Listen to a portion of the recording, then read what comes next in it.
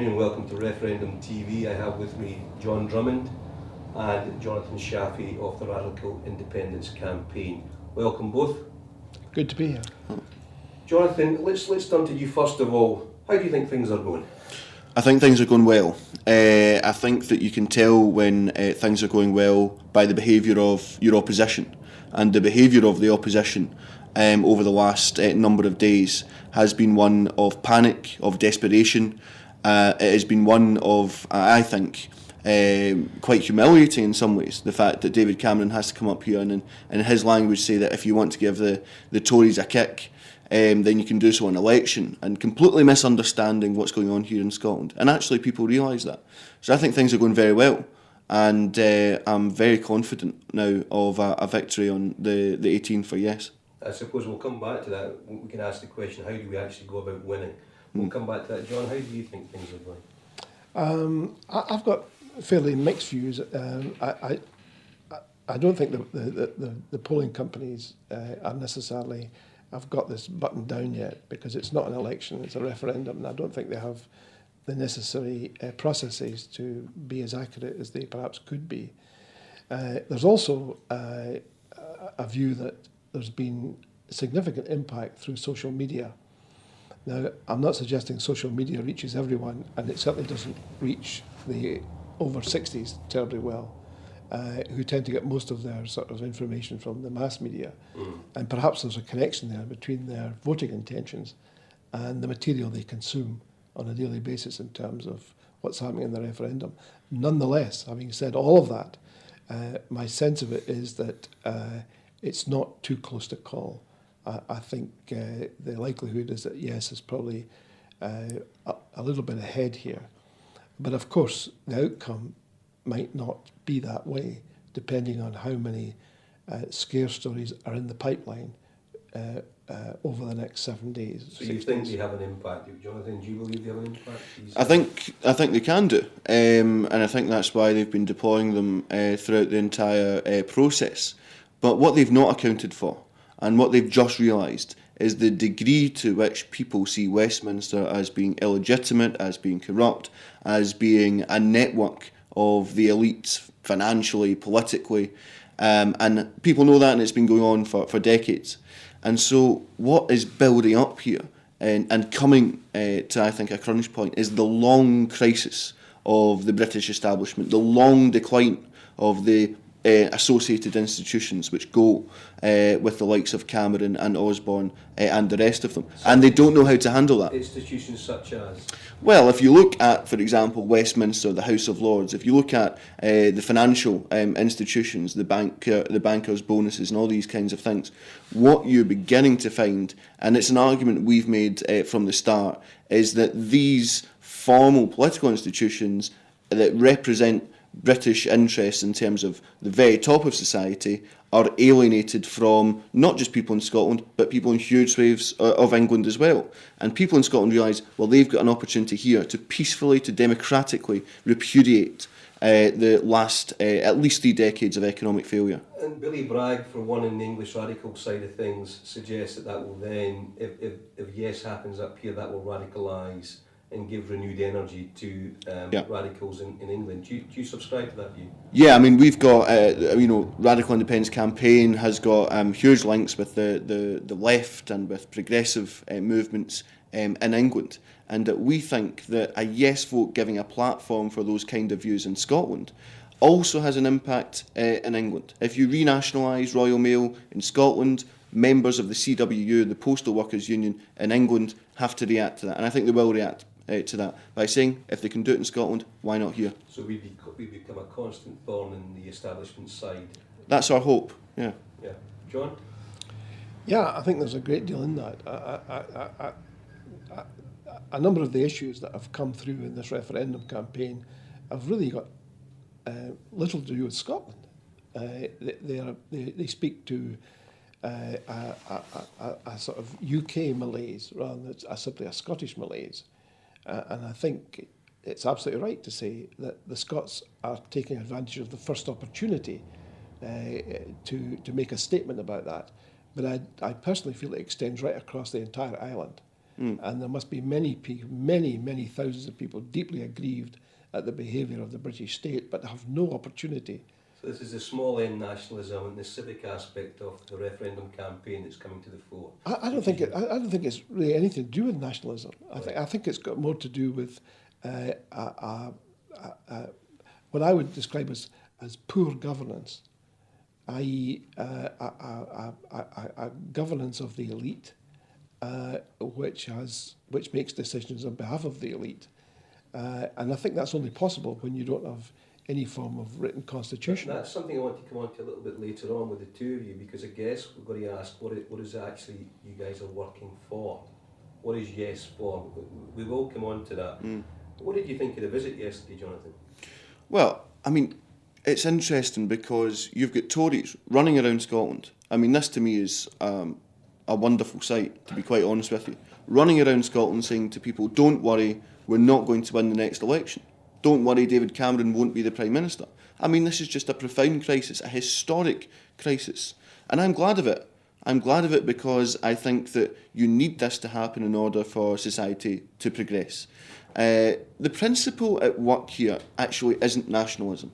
Yeah. The principle at work here is that more and more people are beginning to tie together a yes vote with, on the one hand, a rejection of what Westminster's done for the last number of decades, whether it's wars in Iraq or privatisation of the NHS, and beginning to see that we could have a renewed objective around the question of social justice. These are the issues that are defining the increase in support for yes. Nothing at all to do with nationalism. And I suppose the social justice aspect of things takes us into the Constitution because, you know, in another conversation we had a talk about the transfer of powers from Westminster.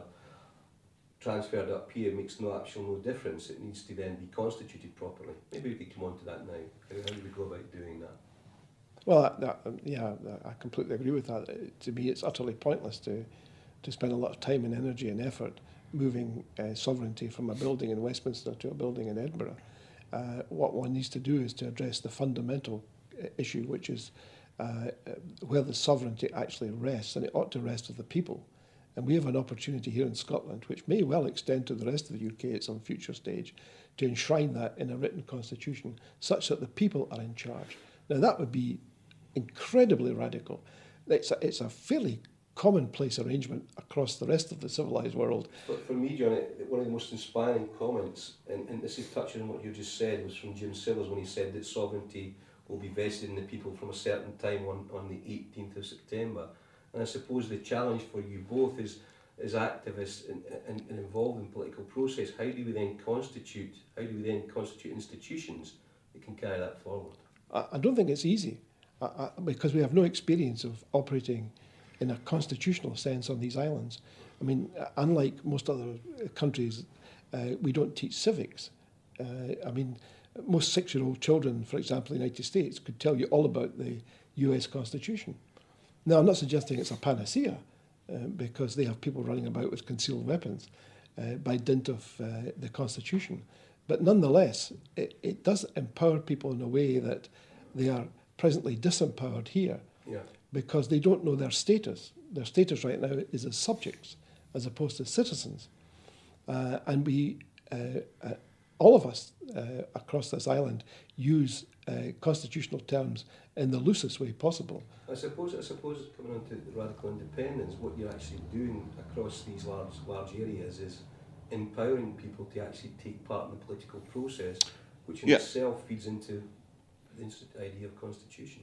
So our view on this is that, and always has been, is that the process which the referendum debate takes is important to the outcome in the situation of a yes vote.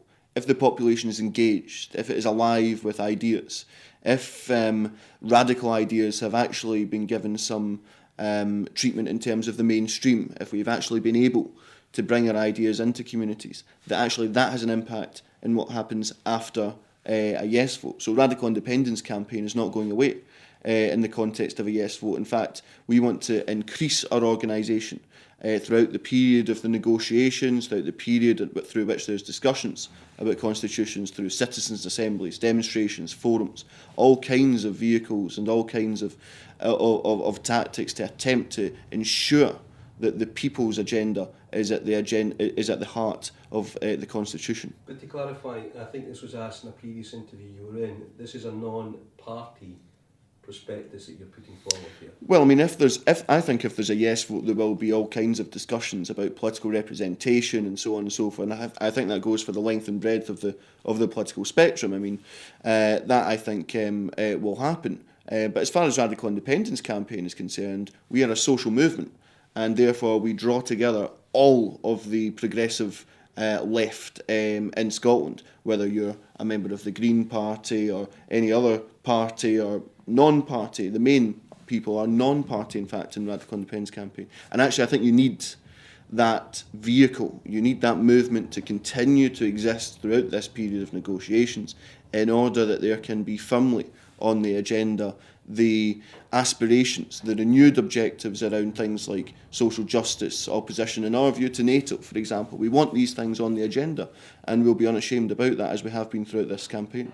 I think it will go, as Jonathon said, right across the board. I think we'll see the resurgence of the Conservative Party in Scotland. Right. Once it rids itself of the sort of unionist tag and becomes a sort of national party based in Scotland, it will start to reflect the views of right-wing voters in Scotland. So you'll get a very healthy dialogue, I think. Is that prospect fill you with dread or hope? Well, our opposition to the Tories is not just to David Cameron's Tories, it's also to Murdo Fraser's or anyone else's Tories. We disagree ideologically. But it's good if we can have, for the first time in a long time, an ideological battle over the way society should be run. For too long in Westminster, there has been a neoliberal austerity consensus, and Labour signed up to this. They signed up to it a long time ago. And I think in Scotland we need to ensure, and the left needs to ensure, that its voice is heard. We can't have done all of this work to help to make a positive contribution towards winning a yes vote and fold our arms and go home the next day. No, we will be as active, if not more, as we are now, in order to ensure that contest between corporate capture on the one hand and the people's demands on the other, is fully met for the people and not for the elites who have run Britain for so long. And that's my point, that I think it's exceptionally healthy to have that debate and discussion. And that will happen because I think it releases people who were conservatives in a UK sense to be conservatives in a Scottish sense. And it's hugely important to have all of that spectrum of views represented. And I think it'll be, and it should be, a fairly bumpy ride. That's exceptionally healthy. Nobody disowned and nobody split up everybody at the forum. I think if you trust the people, you trust the people. Right. And sometimes the people say things that you don't particularly want to hear. But that's the nature. If you're a true Democrat, you should be open to that, whatever form it takes. It's an interesting point made when you were talking about neoliberals having sway in Westminster for too long. When would you sort of regard the starting point of that? Well, a lot of the reason that a lot of, for example, over 60s are coming to problems when it comes to voting yes is because their attitude towards the British state is a different one than I know. Their attitude is the post-1945 consensus about building the welfare state, about the NHS, about investment, about taxation on a progressive level where if you are rich you are taxed more, but seriously more. And what we've seen happen throughout the late 1970s, intensified throughout the 80s and solidified in the 90s with the advent of New Labour, is an entire system, an entire political system completely geared, utterly geared towards the interests of the super rich. Not just the rich, I'm talking about the super rich. Those people who in the last year alone have seen their wealth raised by 15%, £318 billion, the combined wealth of the top 200 wealthiest people in the UK. That's grown by 10 times since 1989. And it's no surprise why that's happened. It's because the policy, it's because the political management of the British state has not just allowed for it, it has indoctrinated, it has intensified the entire political system, the entire media establishment on this basis. So that's why, for example, just lastly, when it comes down to the question of politics, why is it that politics is always separated from economics? Why is it that we're always told, well, you can have your political disagreement here, but really don't touch the economy? There has to be a consensus about the economy. Well, we say no, because the consensus reached amongst the economy is not a real consensus. It's a consensus only in the interests of the rich. We want a consensus, a new one, in Scotland, in an independent Scotland, which bucks the trend, not just across the UK, but internationally, that puts an end to the neoliberal process, to the process of privatisation and permanent austerity, because that's where we're going. It's interesting when you were talking there, because, John, forgive me, you're a little bit older than I am, and we have experience of the 79 referendum, and then what that then brought in terms of the Conservative government. Would you care to reflect for a second on that period and what that tells us now? Well, it's exceptionally interesting because the various devolution referenda that took place were the first attempts to group together a whole bunch of people, mainly politicians, who wanted to see some sort of change, but not one heck of a lot. So therefore, in a terribly British way, it was deemed that devolution was the answer. It was simply a question then of figuring out what that actually meant in the minds of all the participants. And Canon Kenyon Wright, who oversaw that process as chair of the last constitutional convention, which didn't include the SNP, but was mainly Labour and Lib Dem, he has a vast experience of managing that process. Not straightforward by any means, but it was the first attempt at producing something which hadn't actually, though it had been inspired by a political change at Westminster, was actually driven by people here and then signed off. But of course, that enabled the establishment effectively to control the process. I'm not sure how much of that experience actually is helpful in looking at what's happening now, because what's happening now is a very different creature entirely. We're talking about a degree of self-determination which most of the people who are in favour of devolution would be intensely uncomfortable with, because it means a very radical change indeed. It means upsetting all that's pretty much gone before. Now, depending on your political viewpoint, you either view that as terribly refreshing and wholesome and welcoming, or you see it as a terrible, terrible threat. But we have to look at some of these bigger issues that Jonathon touched upon, if there is a yes vote, because while it may be the case that this system is set up to support the views of the super rich, there aren't too many super rich. The reason that these policies are able to be implemented is because lots of people who aren't super rich vote for them. Mm. And why do they vote for them? Well, they vote for them for a variety of reasons, but one of them is predicated upon, hey, I haven't made it, but I'd like to be able to make it. So, which is based on this notion that society is sort of atomised, and therefore it's everyone has to look out for themselves. And I think part of the debate that will take place after hopefully a yes vote will take us into some of this territory. I think that's an important point. How do we at this stage, at this 7 days today, a week today, people will be actually in the booths casting their votes and then wondering about the outcome. Between now and then, what's the best way forward, Jonathan?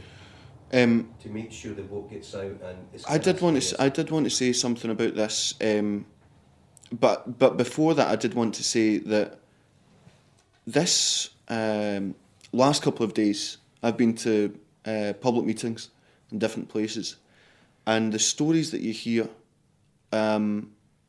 are very emotional, because people are really beginning to realise, you look at a public meeting and you look around the faces of the people in that public meeting, the hope invested in this yes vote is huge. Mm. The price involved in winning a yes vote is massive for everyone who's wanting to reject what Westminster's done and what Westminster's doing, and at least have the possibility of changing the future.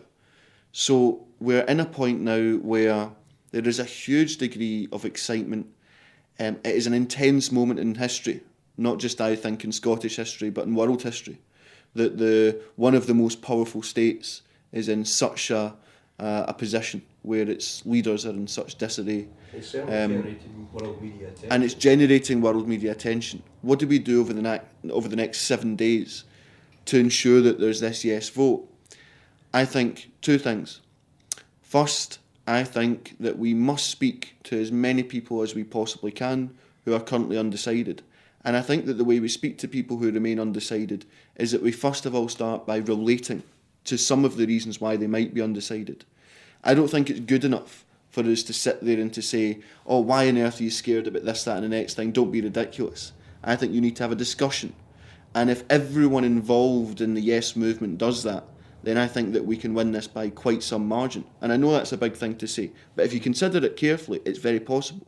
But we have to act in that coherent, measured manner when we're speaking to people, but remaining true to our radical principles. Sure. And secondly and lastly, and this isn't, of course, touching on the day itself, which is going to be hugely important, we need to raise as much excitement as possible, as much excitement around the idea, certainly as far as we are concerned, that not only can you give yourself a chance, but you can give, and I'm sorry to say this, right, but it's an honest view and it's what we've advocated. That's what we're after, yeah. You can give the Tories the kicking of their lives. You can sack them, not just for one parliament, but you can sack that whole Eton clique, which, by the way, have done wonders in terms of their own cause. They've managed to dominate an entire establishment, a system, economically and politically, for so long.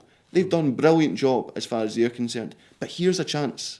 Here is the chance of a lifetime to undo that, to bring to its logical conclusion this democratic uprising so that we can continue and that we maintain this mass engagement that we are seeing just now. We can throw it away if there's a no vote, or we can maintain, sustain and intensify if there's a yes vote. That's an interesting follow-up question then. If there is a no vote, right, we'll bring it back to yes, don't worry. Yeah. But if there is a no vote, what happens? If there is a no vote, and let's talk in hypotheticals here, if there is a no vote, it will be by a small margin. Right. And this creates still a huge crisis for those at the top of the British establishment. How will they react to it? This whole thing about the law for more powers and this, that and the next thing. Look, there's only one power which is important here, and that's a power to democratically elect or de-elect the government which is accountable to you. That's what's important, and that is not on the table. And actually they're going to face a real problem, I think.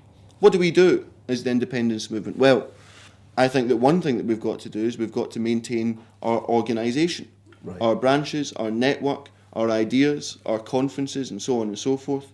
We have to think carefully about what we do with that energy. Now, you're going to be in a situation where if it's a no vote, a lot of that energy will be dissipated, which is why I firmly believe, and again, there'll be lots of people that disagree with this and see it as a provocation, but I firmly believe that if you're a Democrat, then you're on the side of yes.